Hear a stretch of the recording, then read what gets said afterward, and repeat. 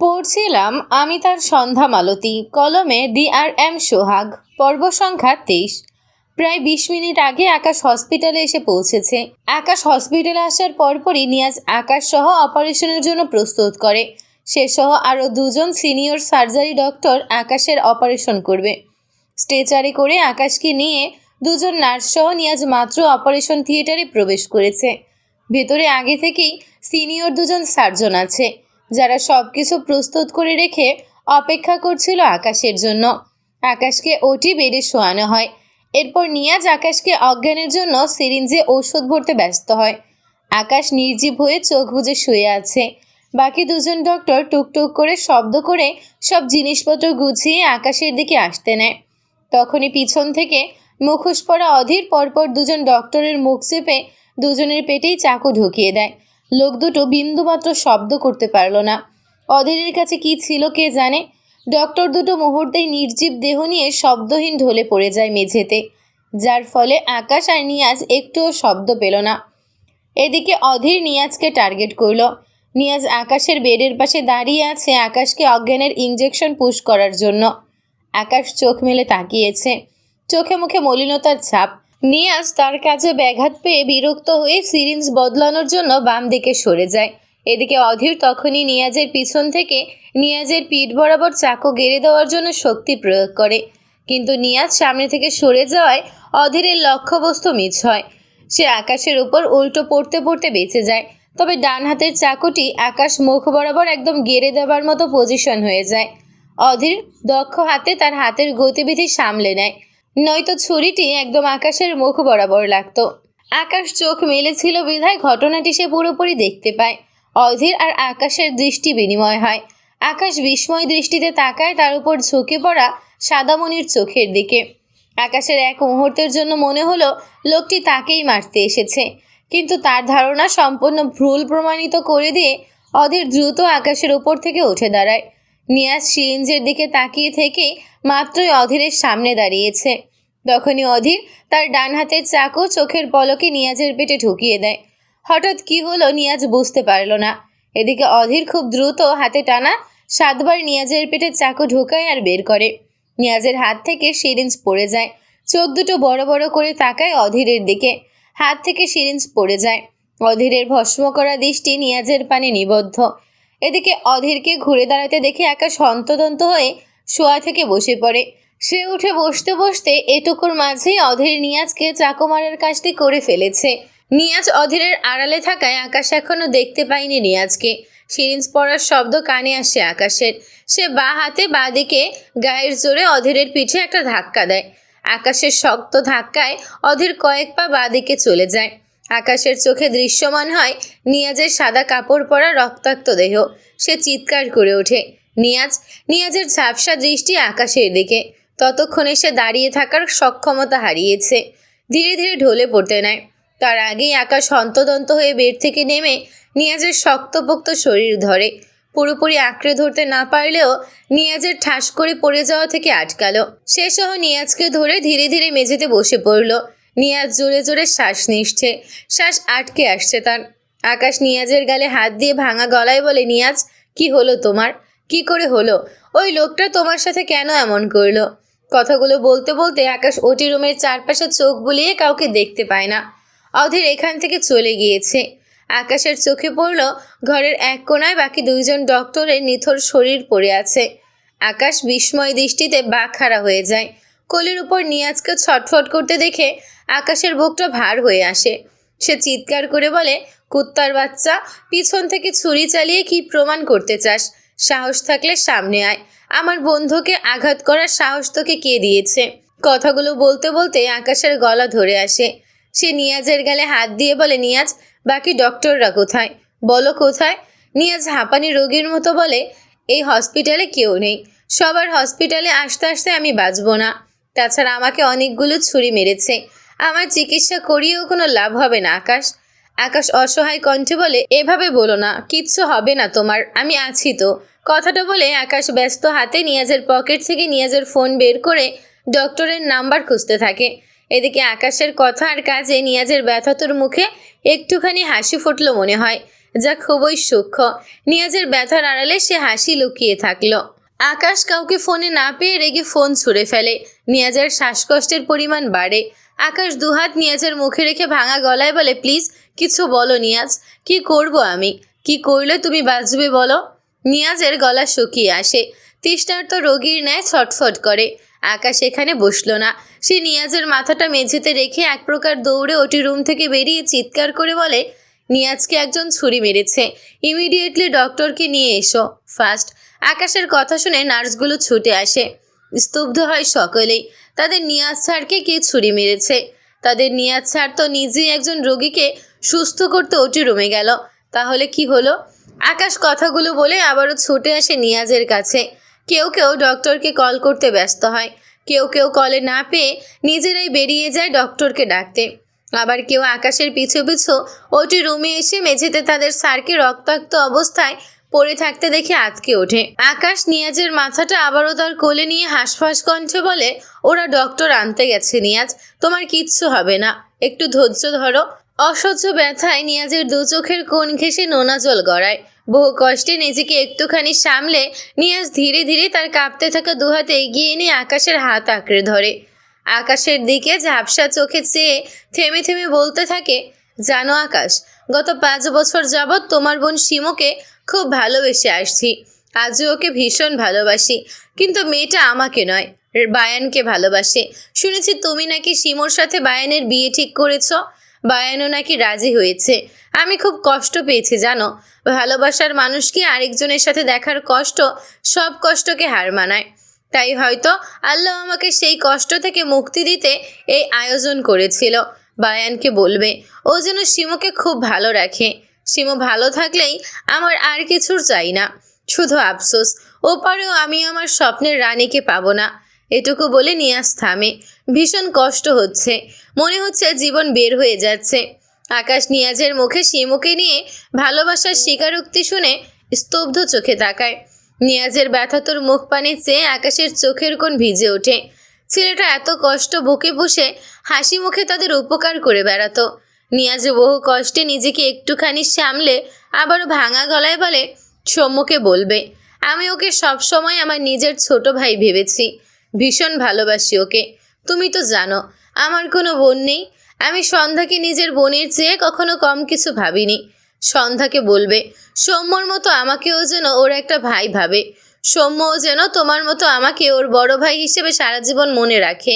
আমি যেটুকু পেরেছি তোমাদের সবার পাশে থাকার চেষ্টা করেছি, তোমরা আমাকে কখনো ভুলে যেও না আকাশ। সৃজনকে আমার ভালোবাসা আদর দিও, ওকে অনেক দিন হলো দেখি না, ভীষণ দেখতে ইচ্ছে করছিল, কিন্তু আমার হাতে অত সময় নেই। গলা বেঁধে আসে নিয়াজের, দু চোখ বেয়ে নোনা পানি গড়িয়ে পড়ে। শ্বাসকষ্টের রোগীর মতো বড় করে নিঃশ্বাস নিতে থাকে। চোখ দুটো টকটকে লাল হয়ে গিয়েছে। নিয়াজ সহ আকাশের সারা শরীর লাল রক্তে মাখামাখি হয়ে গিয়েছে। আকাশ বেঁধে আসা গলায় বলে, আরেকটু অপেক্ষা করো নিয়াজ, ডক্টর আসছে, তোমার কিচ্ছু হবে না। নিয়াজ হাঁপাতে হাঁপাতে অস্পষ্ট স্বরে আওড়ায়, সৃজনকে বলবে ওর নিয়াজ মামা ওকে ভীষণ ভালোবাসতো, ও জেলি খেতে খুব পছন্দ করে, আমার হয়ে তুমি ওকে জেলি কিনে দিও। বলবে এটা তার নিয়াজ মামা পাঠিয়েছে। আর আমার বাবা মাকে দেখে রেখো আকাশ, আমি ছাড়া তাদের আপন বলতে তেমন কেউ নেই। আর আর চিন্তা করো না, সব ঠিক হয়ে যাবে, তোমরা সবাই অনেক সুখী হও। আর আমার জন্য একটু দোয়া। নিয়াজ আর সমাপ্ত করতে পারল না, শরীর একেবারে ছেড়ে দিল। আকাশের ধরে রাখা নিয়াজের দুহাত ঠাস করে পড়ে যায়, মাথাটা বাঁদিকে একেবারে ঘুরে যায়, চোখ দুটো চিরতরে বন্ধ হয়ে যায়। এতক্ষণ দু চোখে টইটুম্বর নোনা জলগুলো বন্ধ চোখের পাতা বেয়ে গড়িয়ে পড়ে। নিয়াজকে এভাবে নিস্তেজ হয়ে যেতে দেখে আকাশ স্তব্ধ চোখে তাকায়। দু হাতে নিয়াজের গাল নাড়ায় আর বলে, নিয়াজ, এই নিয়াজ, নিয়াজ চোখ খোলো, প্লিজ চোখ খোলো। তখনই হন্তদন্ত পায়ে ডক্টর ওটি রুমে প্রবেশ করে। ব্যস্ত পায়ে এগিয়ে আসে নিয়াজের দিকে, নিয়াজকে ধরে বেডে ওঠানোর জন্য। আকাশও হেল্প করতে নেয়। ডক্টর কিছু একটা ভেবে নিয়াজের পিঠের নিচ থেকে ডান হাত সরিয়ে এনে নিয়াজের ঘাড়ের পাশে তর্জনী আঙুল দ্বারা চেক করে। আকাশ ডক্টরের কাজ দেখে ভদ্রলোকের দিকে প্রশ্নাত্মক চোখে তাকায়। ডক্টরটি নিয়াজকে চেক করে আকাশের দিকে চেয়ে ধরা গলায় বলে, আমাদের ডক্টর নিয়াজ আর বেঁচে নেই, কথাটা শুনে আকাশের বুকটা ছ্যাদ করে উঠল। বিস্ময় চোখে তাকালো নিয়াজের শান্ত হয়ে থাকা মুখের দিকে। আকাশের সাথে বাকিদেরও একই অবস্থা। কেউ কেউ ভেজা চোখে চেয়ে আছে। এই ডক্টর তাদের সাথে খুব সুন্দর করে কথা বলতো। তাদের যে কোনো সমস্যা হলেই নিয়াজ সব সমাধান করে দিত। কত এমন হয়েছে তাদের থেকে কোনো ফিস না নিয়ে তাদের আত্মীয়দের ট্রিটমেন্ট করিয়ে দিয়েছে। এমন মানুষকে কি করে ভুলবে তারা? আকাশের নির্জীব মনে প্রশ্ন জাগে, কি অপরাধে নিয়াজকে জীবন দিতে হলো? তাকে একটু সাহায্য করতে এসেছিল বলে, তার দুঃখের দিনে পাশে ছিল বলে, তার দুঃখ কমিয়ে দিতে চেয়েছিল বলে, কিন্তু নিয়াজ যে তার দুঃখ কমিয়ে দিতে এসে নিজের সবচেয়ে মূল্যবান জীবনটাই হারিয়ে ফেলল। আকাশের বুকে ব্যথা উঠল। তার জন্য নিয়াজকে জীবন দিতে হলো। তার অপরাধের বোঝা তো কম নেই, আর কত অপরাধের বোঝা বইতে হবে তাকে। সেই হাসি খুশি নিয়াজ আর তাকে সাহায্য করতে আসবে না। আসবে না তাকে দুটো সাবধানী বাণী শোনাতে, আসবে না তাকে সান্ত্বনা দিতে। সে বারণ করলেও নিয়াজ তার কথা পাত্তা না দিয়ে নিজের মতো করে তার সাহায্যের হাত বাড়িয়ে দেবে না। গত 1.5 বছর আগে নিয়াজ যখন জানতে পেরেছিল সেই ছেলে আকাশকে স্মৃতি না ফেরার ঔষধ খাওয়ায়, তখনই সে সুদূর ইংল্যান্ড ছুটে গিয়েছিল আকাশের কাছে। এরপর আকাশকে না জানিয়ে সেই ওষুধগুলোর জায়গায় অন্য ওষুধ রেখে এসেছিল। ওষুধগুলো দেখতে সেম ছিল, তাই আকাশ ধরতে পারেনি। এই জন্যই তো আকাশের স্মৃতি ফিরেছিল। এই যে নিয়াজ লুকিয়ে লুকিয়ে তার আড়ালে তাকে বিনা স্বার্থে সাহায্য করেছিল। আকাশের বিপদে সেই নিঃস্বার্থ নিয়াজ আর কখনো আকাশের কাছে ছুটে যাবে না। শিমুর জন্য নিয়াজের অপেক্ষার প্রহরের আজ সমাপ্তি ঘটল। নিঝুম রাতে শিমুকে ভেবে কত বুকের ব্যথা বাড়িয়েছে নিয়াজ। সেই ব্যথা লুকিয়ে আকাশ সন্ধ্যার সৌম্যর সুখের কথা ভেবেছে। আজ সব কিছু রীতি ঘটে গেল। ঘটবে নাই বা কেন?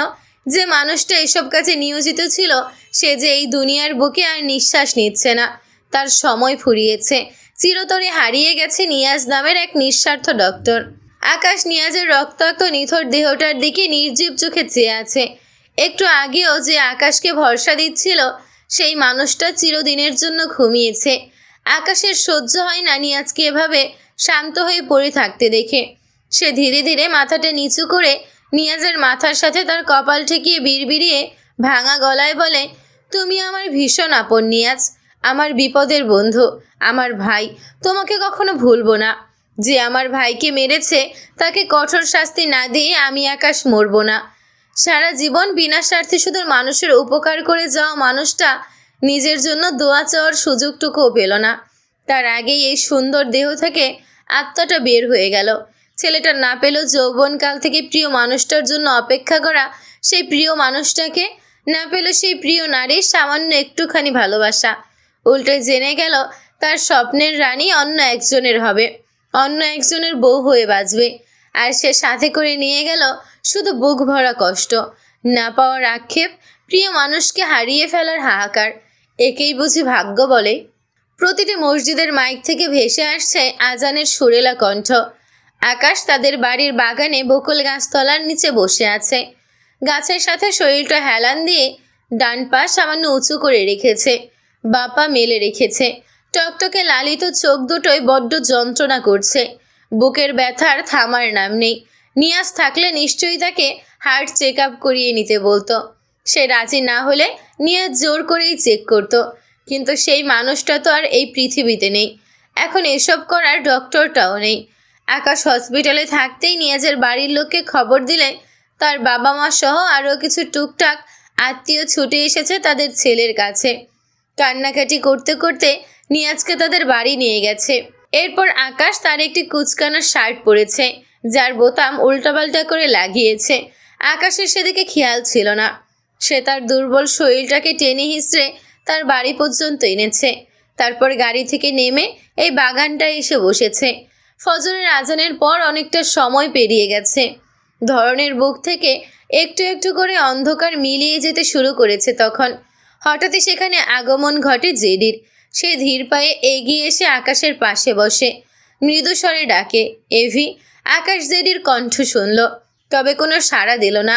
জেডি ডান পা ভাঁজ করে পুরোপুরি আকাশের দিকে ফিরে বসল। আবছা আলোয় খুব একটা স্পষ্ট লাগলো না নির্জীব বসে থাকা আকাশকে। সে আবারও বলে, মন খারাপ করিস না। মানুষের হায়াত সারা জীবন থাকে না। হায়াত শেষ হলে তারা পৃথিবী ছাড়বেই। যাদের মধ্যে নিয়াজ একজন। আকাশ মলিন হাসে, বলে, গত একটা বছর যাবৎ জ্বলন্ত চিতায় জ্বলছি, না তো আগুন নিভে আর না তো আমার দ্বারে সে মৃত্যু হাজির হয়। নিয়াজ আমাকে একটুখানি সুখের দিশা দেওয়ার জন্য শেষ চেষ্টা করতে, আমাকে সাহায্য করতে গিয়ে তার জীবন বিসর্জন দিল। নিজেকে কখনো ক্ষমা করতে পারবো না। যেটি বোঝানোর স্বরে বলে, এখানে তোর কোনো দোষ নেই। মিছি এসব ভেবে নিজেকে কষ্ট দিচ্ছিস কেন? এসব চিন্তা বাদ দে। আকাশ ভোর সকালে স্বচ্ছ আকাশের দিকে চেয়ে ভাঙা গলায় বলে, আমার সন্ধ্যা মালতী সে। বিয়ের পর তাকে কত কষ্ট দিয়েছিলাম। ভাবতাম মেয়ে মানুষ দিয়ে কি করব আমি, এরা ছেলেদের জন্য উটকো ঝামেলা। কোনোভাবে বিয়ে হয়ে গেলেও এমন উটকো ঝামেলাটাকে আমি বইতে পারবো না। অথচ লম্বা চুলের অধিকারী শ্যামলা গরনের আমার চোখে চোখ ধাঁধানো সেই রূপসী মেয়েকে ঘিরে কত শত ঘটনা ঘটে গিয়েছে, শুধুমাত্র তার মায়ায় আটকেছি বলে। এটুকু বলে আকাশ মলিন হাসলো। এরপর আবারও বলে, একটা সময় ছিল যখন সন্ধ্যা মালতীর কণ্ঠ শোনা হতো না। খুব ইচ্ছে করতো তার মিষ্টি কণ্ঠ শুনতে, কিন্তু সাহস পেতাম না।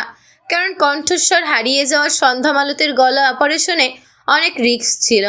নিয়াজ নিয়েছিল সেই রিস্ক। আমাকে না জানিয়ে ওরা সবাই মিলে আমার সন্ধ্যা মালতীর গলা অপারেশন সাকসেস করলো। পরে সব জানতে পেরে ভীষণ কষ্ট পেয়েছিলাম।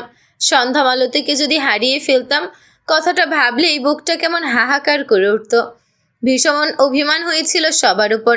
সবচেয়ে বেশি অভিমান হয়েছিল সন্ধ্যা মালতীর উপর, যাকে ছাড়া এক একটা নিঃশ্বাস নেওয়া কষ্ট মিশ্রিত স্বাদ আমি নিতে চাইনি।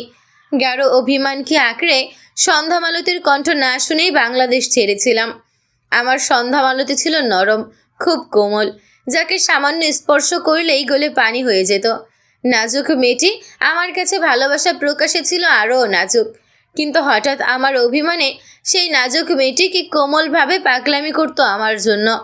অজান্তেই নিজের মাঝে জমানো সব ভালোবাসা উজাড় করে মেলে ধরতো। কিভাবে অভিমান করে থাকতাম সেই মেয়েটির উপর। নিমিষেই ভেঙে গিয়েছিল অভিমান। মন ভরে দেখতাম আমার জন্য আমার সন্ধ্যা মালতীর ভালোবাসা। ছটফটে মন নিয়ে আর টিকতে পারছিলাম না বিদেশের মাটিতে। খুব তৃষ্ণা পাচ্ছিল সন্ধ্যা মালতীর সুমিষ্ট কণ্ঠ শুনতে।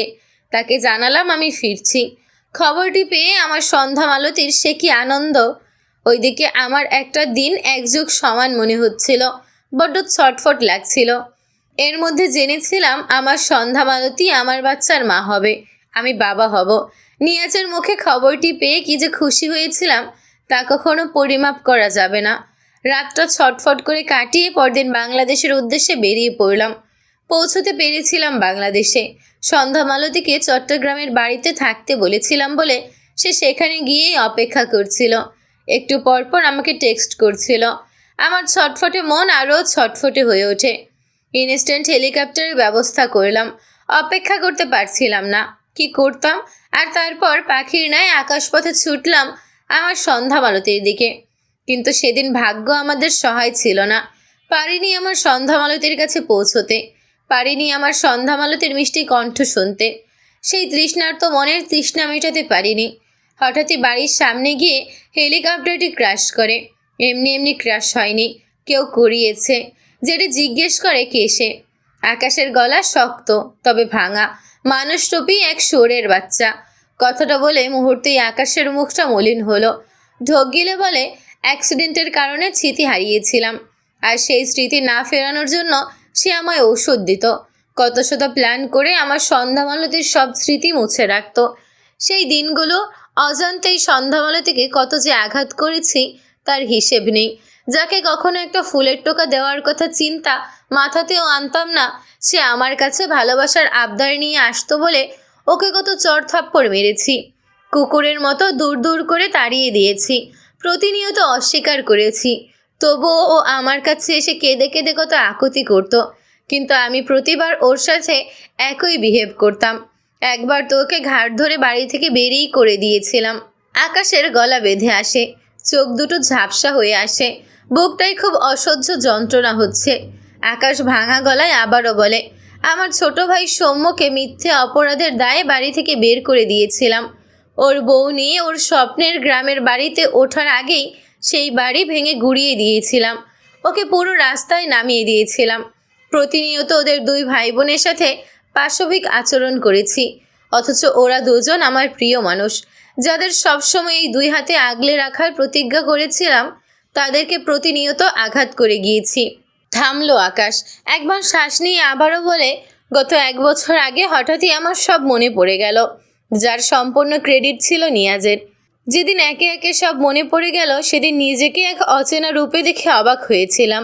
আমার সন্ধ্যামালতী আর সৌম্যকে দেওয়া কষ্ট দেওয়ার দৃশ্যগুলো একে একে চোখের সামনে ভাসছিল।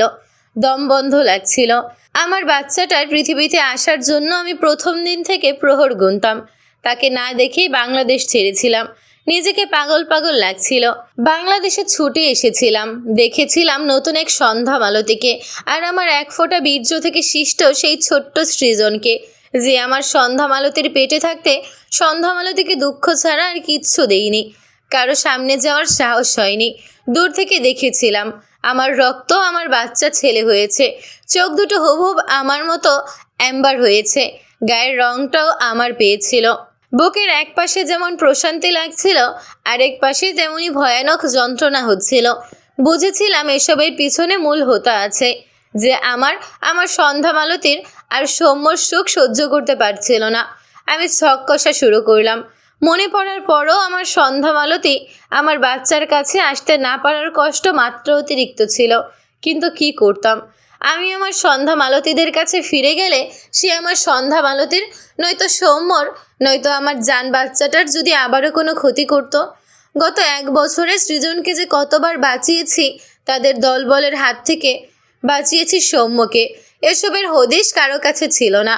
প্রতিদিন সকাল হলে প্রহর গুনতাম কবে সেই লোকটাকে হাতে নাতে ধরবো, আর কবে আমার সন্ধ্যামালতীর সামনে তার শুভ্র পুরুষ রূপে এসে দাঁড়াবো আমার সৃজনের বাবা হয়ে, আর আমার একমাত্র ভাই সৌম্যর বড় ভাই নামক ছায়া হয়ে। প্রহর গুনতে গুনতে বছর ঘুরে এলো, কিন্তু আমি পারলাম না সেই কাঙ্ক্ষিত দিনে পৌঁছাতে। গত 1 বছর নিজের দেহটাকে একটা মরদেহ হিসেবে টেনে নিয়ে বেরিয়েছি। দূরে থেকে আমার সন্ধ্যামালতীদের দেখে তাদের কাছে যেতে না পেরে গলাকাটা মুরগির ন্যায় ছটফট করেছি। সেই শরীর নিয়ে টেনে হিসড়ে পাগলের মতো ছুটেছি, কখনো আমার জান বাচ্চাটাকে বাঁচাতে, কখনো সৃজন, আবার কখনো সন্ধ্যামালতী। আমার ছোট্ট বাচ্চাটাকে সবচেয়ে বেশি টার্গেট করতো। মাঝে মাঝে মনে হতো সেই অজ্ঞাত লোককে খুঁজে বের করার পর তাকে আমার কলিজা ছিঁড়ে ওর হাতে তুলে দেব, তবুও যেন ও আমার ওই ফুটফুটে বাচ্চাটার দিকে আর হাত না বাড়ায়। আকাশের টলমলে চোখ দুটো স্থির হয়ে আসে। সে ভাঙা গলায় বলে, আর পারছিলাম না সন্ধ্যামালতীদের থেকে দূরে থাকতে। প্ল্যান চেঞ্জ করলাম। শেষবারের মতো আবারও সন্ধ্যামালতীদের আঘাত করে বুঝতে চেয়েছিলাম শত্রুটা আসলে কার, কিন্তু আমি বরাবরের মতোই ব্যর্থ হই। আমার সৃজনের উপর আবারও আঘাত আসে। এবার সামান্য প্রকাশ্যেই তাকে বাঁচিয়ে নিয়েছিলাম। প্রিয় মানুষগুলোর থেকে দূরে থাকতে থাকতে ক্লান্ত লাগছিল খুব। বারবার ভেঙে যেতে গিয়েও নিজেকে শক্ত করে দাঁড় করিয়েছি। শুধু একটি সমাধানের আশায় চাতক পাখির ন্যায় চেয়ে থেকেছি। সবশেষে নিয়াজ সমাধানের সবচেয়ে কঠিন উপায় আমার সামনে তুলে ধরলো। মেনে নিলাম। নিয়াজকে বললাম আমার কিছু হলেও যেন আমার সন্ধ্যামালতীদের পাশে থাকে। নিয়াজ আমায় বুক ভরার সাহস দিল, আশ্বাস দিল, বিনা স্বার্থে আমাকে সাহায্য করছিল।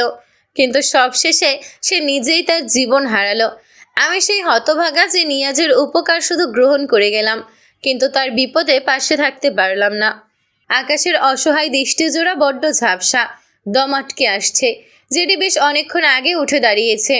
আকাশের দিকে ফিরে আকাশের দিকেই চেয়ে আছে, চোখ দুটো টকটকে লাল। আকাশ ঘাড় বাঁকিয়ে জেডির দিকে তাকালো। সকালের আলো ফুটতে শুরু করেছে, তাই জেডিকে দেখতে তেমন অস্পষ্ট লাগলো না। আকাশ ধীরে ধীরে তার দুর্বল ক্লান্তিতে নুইয়ে পড়া শরীরটা জেডির দিকে ফিরিয়ে নিয়ে বসলো। মাথা উঁচু করে অসহায় কণ্ঠে বলে, জ্যাক, তোকে যে হুডিটা দিলাম, তুই কি সেই হুডিটার মালিকের একটুও খোঁজ পেয়েছিলি? আমি শিওর ওই ছেলেটাই সব কিছুর মূল হোতা। সামান্য একটু ক্লু পেয়ে থাকলেও আমায় বলে দে জ্যাক। কথাগুলো বলে আকাশ থামে, প্রশ্নাত্মক চোখে তাকায় জেডির দিকে। যেটি নির্জীব। আকাশের মুখখানা মলিন হলো। শেষ ভরসা নিয়াজ ছিল, আর তারপর জ্যাক। সবাই ব্যর্থ। তার হাতে আর সত্যিই কোনো উপায় নেই। আকাশের হঠাৎ কি হলো কে জানে।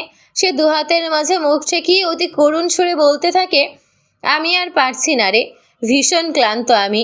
আর পারছি না এভাবে লড়তে, পারছি না আমার ফুলের মতো সন্ধ্যা মালতীর থেকে দূরে থাকতে, পারছি না আমার জান বাচ্চাটার কাছে নিজেকে অপরিচিত একজন রূপে হয়ে সেজে থাকতে। নিজের জীবন্ত লাশ বয়ে নিয়ে যাওয়া আমার কাছে প্রায় অসম্ভব হয়ে পড়েছে। সন্ধ্যা মালতী, মা, সৌম্য, ওদের ঘৃণাভরা দৃষ্টি দেখে আমি ভীষণ ক্লান্ত। সৃজনের মুখে আব্বু ডাক শোনার জন্য এই অপেক্ষার প্রহর আর গুনতে পারছি না আমি। আর কত জ্বলন্ত চিতায় জ্বলব? কে আমার সাথে এই নোংরা খেলায় নেমেছে? কে আমার জীবনটাকে জ্বালিয়ে পুড়িয়ে শেষ করে দেওয়ার পথে নেমেছে? কে আমার কলিজার মানুষগুলোর দিকে বারবার হাত বাড়িয়ে আমার হাহাকার আরও বাড়াচ্ছে? আমার সাথে তার শত্রুতা থাকলে আমায় কেন মৃত্যু দিচ্ছে না?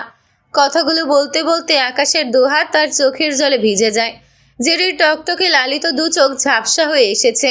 অস্বাভাবিক বুক ব্যথায় ছটফটিয়ে ওঠে ছেলেটা।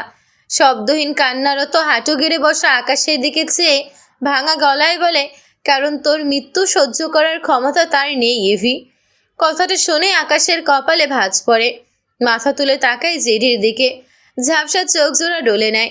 জেডি ঢোক গিলে বলে, তোর কখনো মনে হয়নি লোকগুলো তোকে আর সন্ধ্যাকে কখনো আঘাত করেনি কেন? আকাশ ঢোক গিলল। সত্যিই তো, লোকগুলোর টার্গেট সে কখনো ছিল না। তার সন্ধ্যা মালতী টার্গেট ছিল কি না এটা শিওর বুঝতো না। তবে সবচেয়ে বেশি টার্গেট ছিল তার সৃজন আর সৌম্য। আকাশ ধীরে ধীরে উঠে দাঁড়ায়। জেডির দিকে এগিয়ে এসে জিজ্ঞেস করে, তুই কি তার খোঁজ পেয়েছিস জ্যাক? জেডি শুকনো ঢোক গিলে বলে, পেয়েছি। আকাশ হাঁসফাঁস কণ্ঠে বলে, কেসে? জেডি দুপা পেছায়। নির্জীব ঝাপসা দু চোখ আবারও ডলে নেয়। দৃষ্টি আকাশের দিকে নিবদ্ধ। পরনের ব্লু কালার হুডি শরীর থেকে খুলে উল্টো করে পড়ল। হুডির উল্টো পাশ ব্ল্যাক কালার, যেটা জেডির গায়ে খুব সুন্দর ফুটে উঠল। জেডি হুডির টুপি মাথায় তুলে নিল। দু হাতে দু চোখের লেন্স খুলে ফেলল। উন্মুক্ত হলো জল জল করা সাদা চোখের মণি দুটো। পকেট থেকে একটি রুমাল বের করে মুখ বেঁধে নিল। ছলো ছলো দৃষ্টি এখনো আকাশের পানে। আকাশ বিস্ময় দৃষ্টিতে চেয়ে আছে জেডির দিকে।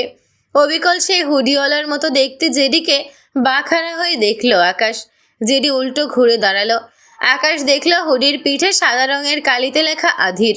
নামটি পড়ে আকাশ স্তব্ধ হয়ে যায়। জেডি আকাশের দিকে ফিরে তাকায়। ধীর পায়ে এগিয়ে এসে আকাশের মুখোমুখি হয়ে দাঁড়ায়। আকাশের চোখে চোখ রেখে ভাঙা গলায় বলে, তুই যাকে খুঁজছিস তার নাম অধীর।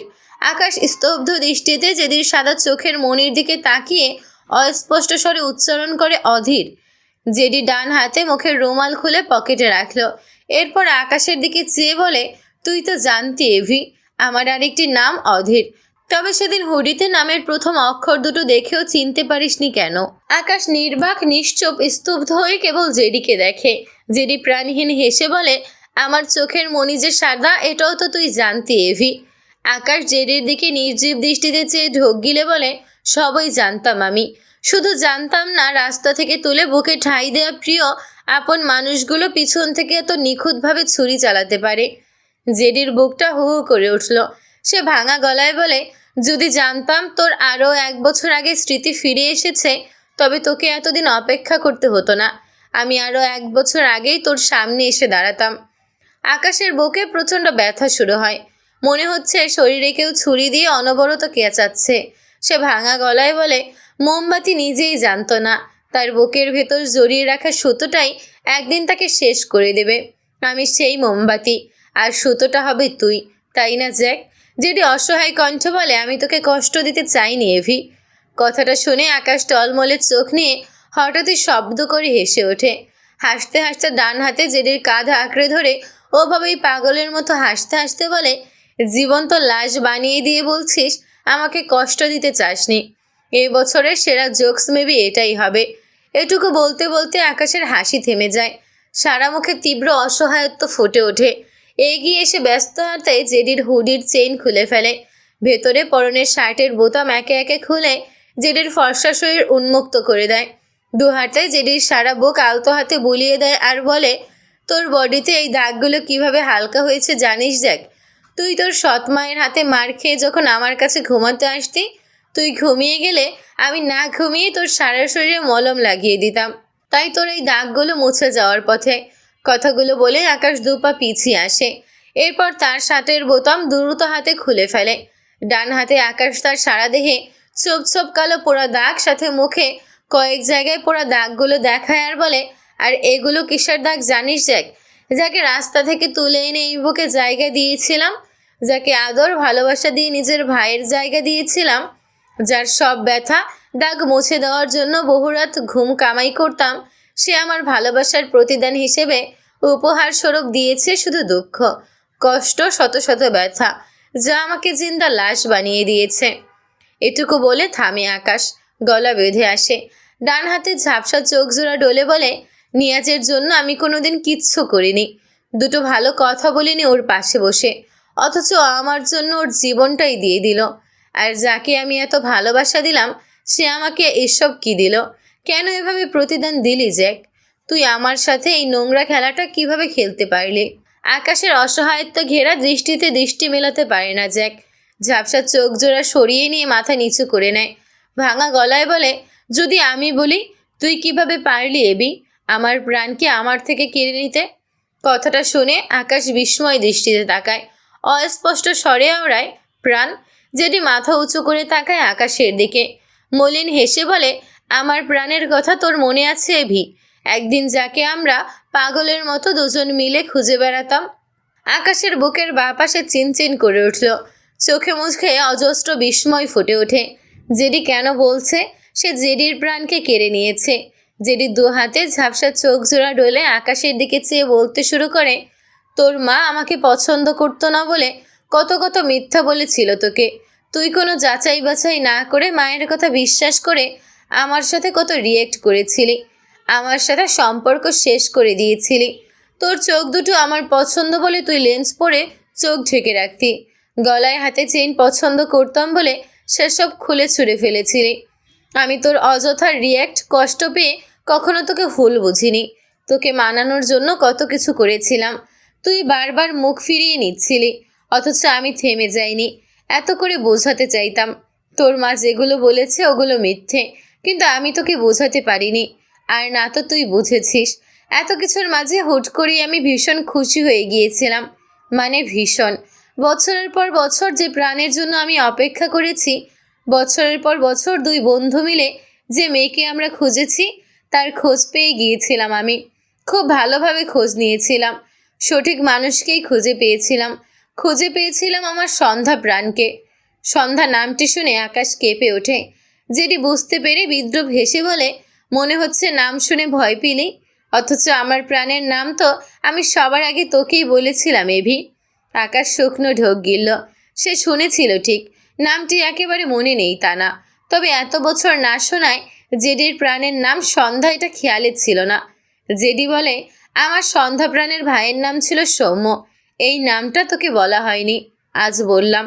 আকাশ জেডির দিকে বিস্ময় দৃষ্টিতে তাকায়, মাথাটা কেমন ঘুরে উঠল, গলা শুকিয়ে কাঠ হয়ে এসেছে। জেডি আবারও বলতে শুরু করে, সন্ধ্যা সৌম্যকে হারিয়ে ফেলার পর মাঝে অনেকগুলো বছর পেরিয়েছিল, চেহারার ব্যাপক পরিবর্তন এসেছিল, যেটা সৌম্যর ক্ষেত্রেও এসেছিল। তাই আমাদের ভার্সিটিতে ওকে দেখলেও ঠিক করে চিনতে পারিনি। আগে জানতাম আমি অধীরের ভালোবাসায় বিরক্ত হয়ে সৌম্য গ্রাম ছেড়েছে, সেই ভাবনা মাথায় আসলে আমি সৌম্যকে খুঁজে পাওয়ার পরও আমি ওর সামনে অধীরের পরিচয়ে যাইনি। ভীষণ ভয় পেতাম, মনে হতো সৌম্য যদি আমাকে রিজেক্ট করে দেয়। আমি জানতাম সন্ধ্যা খুব ভাই পাগল টাইপ মেয়ে, ও বেঁকে গেলে সৌম্য আর আমাকে দিবে না আমার সন্ধ্যা প্রাণকে। এসব বিবেচনা করে আমি ভার্সিটির জেডি হয়েই সৌম্যর কাছে গিয়েছিলাম, প্রস্তাব দিয়েছিলাম আমি তার বোনকে বিয়ে করতে চাই। কিন্তু সৌম্য আমার প্রস্তাবটি শুনে ভীষণ রিয়্যাক্ট করেছিল। ওর সর্বশেষ কথা ছিল, দরকার পড়লে আমি আমার বোনকে কখনো বিয়েই দেব না, সারা জীবন আমি পালবো, কিন্তু আপনার মতো মানুষের কাছে আমি আমার বোনকে দিব না। আমি এর প্রেক্ষিতে আর কোনো কথা বলিনি, চুপ ছিলাম। সিদ্ধান্ত নিয়েছিলাম আমি নিজের আসল পরিচয় দেব সৌম্যকে। এরপর সৌম্য যাই বলুক না কেন, আমি আমার সন্ধ্যা প্রাণকে বিয়ে করবই। আর এই সিদ্ধান্ত নিয়ে আমি তোর কাছে যাচ্ছিলাম। আমার বিশ্বাস ছিল আমি আমার সন্ধ্যা প্রাণের খোঁজ পেয়েছি, তুই এটা জানলে সব রাগ অভিমান ভুলে যাবি, আর তুই সব সামলেও নিবি। তুই সৌম্যকে ম্যানেজ করে নিজে দাঁড়িয়ে আমার আর সন্ধ্যা প্রাণের বিয়ে দিবি, কারণ এটা তো তোর অনেকগুলো স্বপ্নের মাঝে একটি অন্যতম স্বপ্ন ছিল। কিন্তু রাস্তার মাঝপথে খবর পাই আমার বাবা মারা গেছে। খবরটি পেয়ে মনে হলো আমার পুরো পৃথিবী থমকে গিয়েছে। আমি সেখান থেকেই ব্যাক করি এয়ারপোর্টের উদ্দেশ্যে। সেদিনই ইংল্যান্ডের ফ্লাইটে উঠে পড়ি। মাথা কাজ করছিল না। ভেবেছিলাম ইংল্যান্ড গিয়ে তোকে খবর দেব, কিন্তু ইংল্যান্ড গিয়ে জানতে পারি আমার বাবা মারা যায়নি, সে দিব্যি বেঁচে আছে, হেসে খেলে থাকছে। আমি সৌম্য সন্ধ্যাদের খোঁজ পেয়েছি জানতে পেরে বাবা আমার সাথে এই গেমটা খেলেছিল। আমি ভীষণ রেগে গিয়েছিলাম বাবার উপর। কথা বাড়ছিল, এক পর্যায়ে হাতাহাতি পর্যায়ে চলে যায়, আর অ্যাক্সিডেন্টলি আমার হাতে বাবার মৃত্যু হয়, যেটা আমার কাছে টোটালি আনএক্সপেক্টেড ছিল। বাবাকে পছন্দ করতাম না, বাবা আমাকে খুব একটা ভালোবাসতো না জানতাম, কিন্তু বাবার প্রতি আমার মাঝে ভালোবাসা ছিল। আমি তাকে মারতে চাইনি। বাবাকে ওভাবে হারিয়ে আমি দিশেহারা হয়ে গিয়েছিলাম। এরপর আমাকে খুনের দায়ে জেলে নিয়ে যাওয়া হয়। বাবার জন্য খুব কাঁদছিলাম। ওদের সবাইকে এত করে বললাম, আমি আমার বাবার ইচ্ছে করে মারিনি, আমাকে ছেড়ে দাও। আমি একবার বাবার লাশ দেখতে চাই, আমার এক বাংলাদেশি বন্ধুর সাথে কথা বলতে চাই। কিন্তু পুলিশগুলো শুনলো না আমার কথা, দেখতে দিল না বাবার লাশ, তোর সাথে একটাবার যোগাযোগ করতে দিল না, আমাকে জেলে পুরে দিল। সেই অন্ধকার কুঠুরিতে বসে দিনের পর দিন, মাসের পর মাস, বছরের পর বছর চাতক পাখির ন্যায় তোর অপেক্ষা করেছি। ভেবেছিলাম তুই আমাকে খুঁজে না পেয়ে একবার ইংল্যান্ড আসবি। এখানে এসে আমার বাড়িতে আমার খোঁজ করলে ওরা সবাই তোকে বলবে আমি জেলে বন্দি। কিন্তু তুই আসিস নি এভি। ওই অন্ধকার ঘরে বসে আমি কত হাজার কোনো অস্ত্র বিসর্জন দিয়েছি শুধু তোর অপেক্ষায়, তার হিসেব নেই রে। এমন কোনো দিন নেই পুলিশেরদের জিজ্ঞেস করিনি কেউ আমার খোঁজ করতে এসেছিল কি না, কিন্তু প্রতিদিন তাদের উত্তর হতো কেউ আমার খোঁজ করতে আসেনি। মাঝে মাঝে বাচ্চাদের মতো হাউমাউ করে কাঁদতাম, তোর জন্য, আমার সন্ধ্যা প্রাণের জন্য, সৌম্যর জন্য, বাবার জন্য। দেখতে দেখতে কেটে গেল পুরো 4 বছর। এরপর আমার বাবার এক বন্ধু অনেক কষ্ট করে আমাকে জেল থেকে ছাড়িয়ে নেয়। পুরো 4টে বছর পর সেদিন আমি মুক্ত পাখির ন্যায় উঠতে পেরেছিলাম। ছুটে এসেছিলাম বাংলাদেশে। তোর উপর খুব রাগ অভিমান ছিল, কিন্তু ভেবেছিলাম ওসব মনে রাখবো না, সব মিটিয়ে নিব। দরকার পড়লে আমি নিজেই তোর কাছে ক্ষমা চাইব, আর তারপর তোকে আমার সন্ধ্যা প্রাণের কথা জানিয়ে আমার সন্ধ্যা প্রাণকে বিয়ে করব। শুধু এটুকু ভাবনা নিয়ে পাগলের মতো ছুটে এসেছিলাম বাংলাদেশে। কিন্তু জীবনের সবচেয়ে বড় ধাক্কাটা সেদিনই খেয়েছিলাম, যেদিন আমার সন্ধ্যা প্রাণকে নিজের সবচেয়ে প্রিয় বন্ধুর বউ রূপে দেখেছিলাম। শুধু বউ নয়, শুনেছিলাম আমার সন্ধ্যা প্রাণের পেটে আমার প্রিয় বন্ধুর ছোট্ট একটি বাচ্চা একটু একটু করে বড় হচ্ছে। দুনিয়া থমকে গিয়েছিল। এত কষ্ট কোনোদিন হয় নাই। যে সৌম্য একদিন আমাকে কথা দিয়েছিল সে বেঁচে থাকতে তার বোনকে আমি ছাড়া অন্য কারো হাতে তুলে দিবে না, সেই সৌম্য নিজের বোনকে ঠিকই আরেকজনের হাতে তুলে দিয়ে নিজেও বিয়ে করে সুখে সংসার করছিল। আর আমার সবচেয়ে প্রিয় বন্ধু এবি, যে আমার কাছে আমার সন্ধ্যা প্রাণকে বিয়ে দেওয়ার জন্য নিজেই মরিয়াছিল, যে আমাকে দুঃখ পেতে দেখে নিয়ম করে বলতো, দেখ জ্যাক, মেয়ে মানুষদের মতো চোখ ভেজাবি না, তাও আবার একটা মেয়ের জন্য। আমি তো বলেছি আমি তোর প্রাণকে খুঁজে বের করে নিজে দাঁড়িয়ে তোদের বিয়ে দিব। এমনিতেও আমার বিয়ে করার শখ নেই, তারপরও যদি আমাকে বিয়ে করতে হয় তবুও করব না, যতদিন না তোর প্রাণকে খুঁজে বের করে তোর সাথে মিলিয়ে দিতে পারছি। সেই এভি আমাকে দেওয়া সব কথা ভুলে গিয়ে বিয়ে করে নিয়েছিল, বাচ্চার বাবাও হতে যাচ্ছিল। আর সেই মেয়েটি অন্য কেউ নয়, আমারই সন্ধ্যা প্রাণ। কথাগুলো বলতে বলতে জেডির দু চোখ বেয়ে অজস্র অশ্রুকণা গড়িয়ে পড়ে। কথাগুলো বলতে বলতেই সে মাটিতে হাঁটু গেড়ে বসে পড়ে, দুহাত সামনের দিকে বাড়িয়ে দিয়ে বাচ্চাদের মতো করে বলে, আমার ভালোবাসা, আমার মায়া, আমার প্রাণ, আমি আমার প্রাণকে ছাড়া বাঁচার কথা ভাবতে পারি না। তুই তো একদিন আমায় কথা দিয়েছিলি আমার প্রাণকে আমার বুকে তুই নিজ দায়িত্বে ফিরিয়ে দিবি।